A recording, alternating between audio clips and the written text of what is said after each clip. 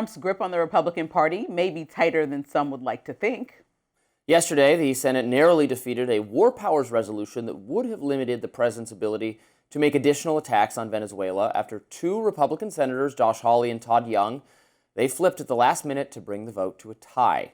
Vice President Vance then cast the tie-breaking vote, which ultimately dismissed the resolution.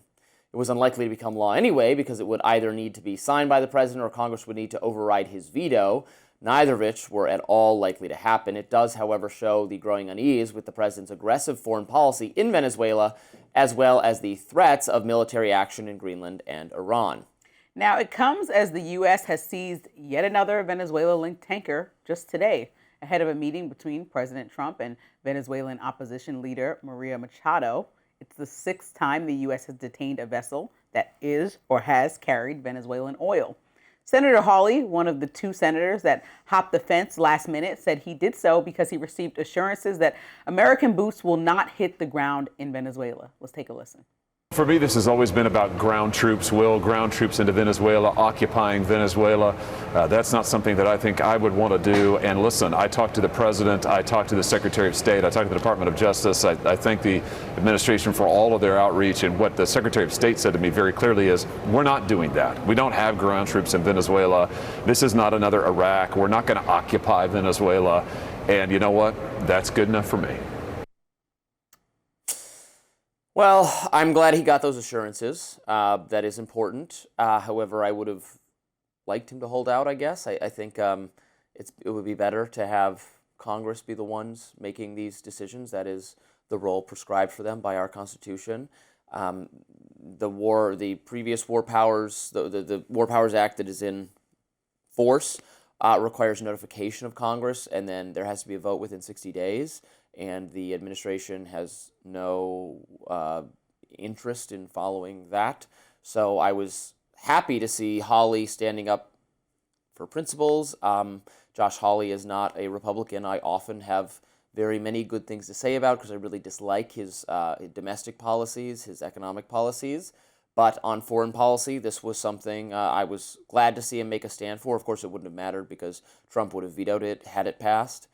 But no ground troops is a positive, but, we'll see if they keep their word on that. We know that there was a lot of pressure and aggressive pushback from President himself, who was very public about this. So we understand that people maybe made a choice based on that. I know he said he spoke to Rubio and he said the president, but I know the conversation with Rubio where he was assured that no boots would be on the ground. But this was really simple. It's like if you want to keep using military force or military actions in or around Venezuela, go through Congress. Mm-hmm. And I know that the president and Marco Rubio assured you that it won't happen, but why not have it on paper? It's like if you take a new job, sign a contract. It's not that I don't trust that you're going to pay me. It's that this is the agreement. And, it was sent to prevent future attacks, the same ones that Democrats and Republicans complained about without having enough information or detail. This will give you all the information and detail needed for any time we decide to blow up another boat in the Caribbean, and then there's a complaining mother who's from Trinidad that I love to bring up, like you talk about, who says that her innocent son was killed. We won't know. Congress will know that they made a call on these decisions and that there's no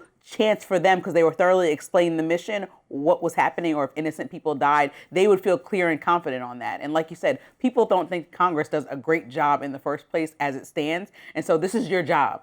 This is your job. And the fact that you don't want that on pen and paper so that the people that you represent can be affirmed in what we're doing. Yeah, their job is kind of silly. Voting down efforts to constrain the president even slightly.